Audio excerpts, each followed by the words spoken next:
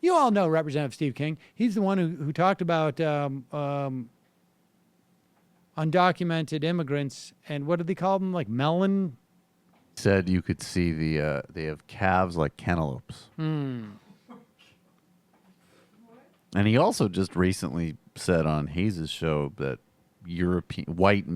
basically Europeans pretty much banked all the good stuff, and it's time to start giving some props. Right. Stop complaining. Let's start appreciating white people again. That would be, because he's definitely like a less charismatic Trump. That would be his way. Same slogan. Right. In that stilted manner of his. And here he is on Newsmax TV with Steve Malzberg. And, of course, this constitutionalist lover of freedom. This is his reaction to Colin Kaepernick, who, as you know, is the football player who has been taking a knee during the national anthem and whose protest is beginning to spread a little bit. Let me ask you about the national anthem thing. You know, there's a soundbite of the coach, which I'm going to play in the next segment, coach of the 49ers from last night. There were more protests. Kaepernick took a knee. You have players pumping their fists in the air.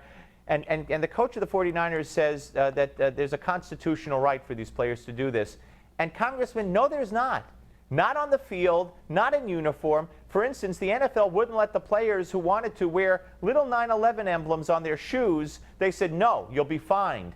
And you know I can't sit here with my fist in the air in a form of protest over something while I do my show. I'd be fired. My boss would say you can't do it. So why do you believe that the NFL is capitulating to this when there's no constitutional right of freedom of expression?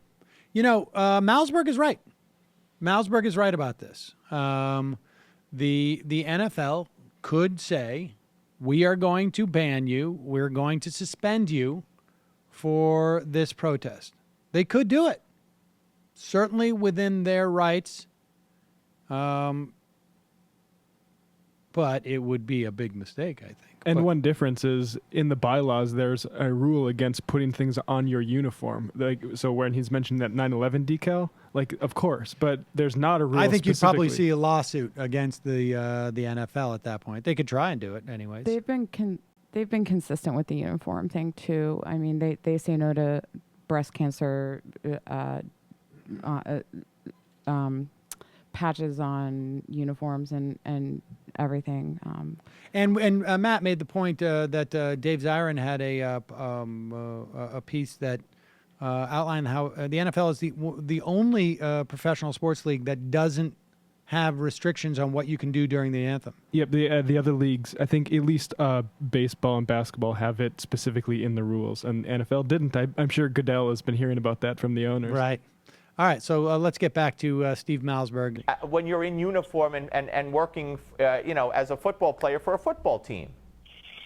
Well, Steve, I just think if somebody's working for me and they represent me, that's the same scenario, legal scenario that they have on a football team. And you go out there, if somebody went out there and said, I'm going to, in my spare time, I'm going to promote abortion and same-sex marriage and eroding the Constitution of the United States and promote socialism, they'd be gone in the first minute they opened their mouth on that. I would fire them, and they all know that. I think Colin Kaepernick is representing the San Francisco 49ers when he puts on that uniform, when he steps out on the stage, the world stage. He's taken advantage of that, and he's undermining patriotism. I understand that he has an Islamic girlfriend that is his fiancée, and that this has changed him. He's taken on some different political views along the way. This is activism that's sympathetic to ISIS. And for me, if I'm the coach, I would say, you're done. Until you take a knee and beg forgiveness from the American people, you're not going to set foot out on this field again.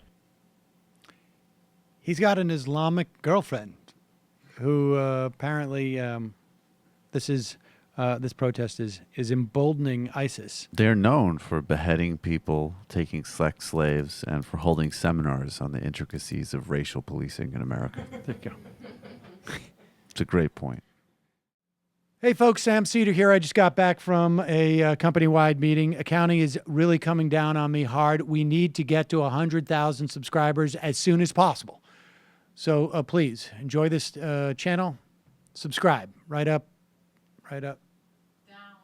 right down there.